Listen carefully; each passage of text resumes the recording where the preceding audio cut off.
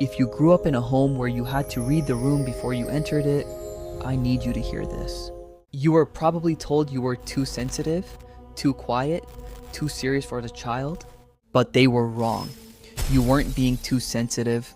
Your brain was performing an invisible upgrade. Psychologists have a name for this. They call it traumatic intelligence. Here is what that actually means.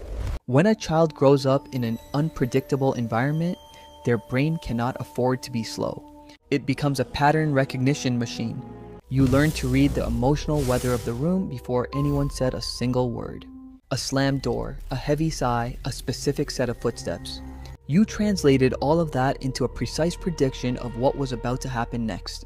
Psychologists call this hyper-vigilance. That is your brain running a background scan 24 hours a day, looking for threats that most people never even notice.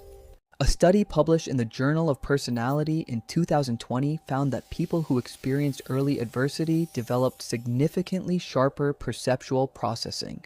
In other words, your pain literally rewired your brain to see more. And as you grew older, this survival response evolved into something incredibly rare. It became cognitive empathy, the ability to understand what someone is feeling, not because they told you, but because you can see it. This is why today you can read a person's real intentions in seconds. While others listen to what people say, you listen to what they are trying to hide. You notice the micro expressions, the shift in breathing, the word they chose over a simpler one.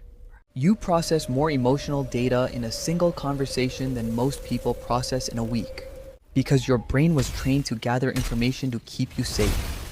But, and this is the part no one talks about, this intelligence comes with a cost.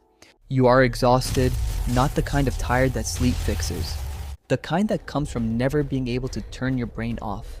You absorb the emotional weight of everyone around you, friends, family, sometimes even strangers. You were the therapist friend before you were a teenager. You were the adult when you were still a kid. And there is a grief in that, a grief for the childhood you did not get to have. But I want you to look at who you are today.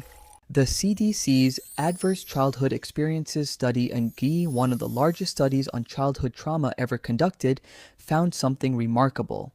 While early pain increases certain risks, it also correlates with heightened emotional intelligence, stronger resilience, and something researchers now call post-traumatic growth. You did not let the darkness make you cruel. You let it make you wise. You are the one who notices when someone is quietly falling apart in a crowded room. You are the one who knows exactly what to say to make someone feel seen. Because you know what it feels like to be invisible. Your intelligence is rare because it was forged in fire.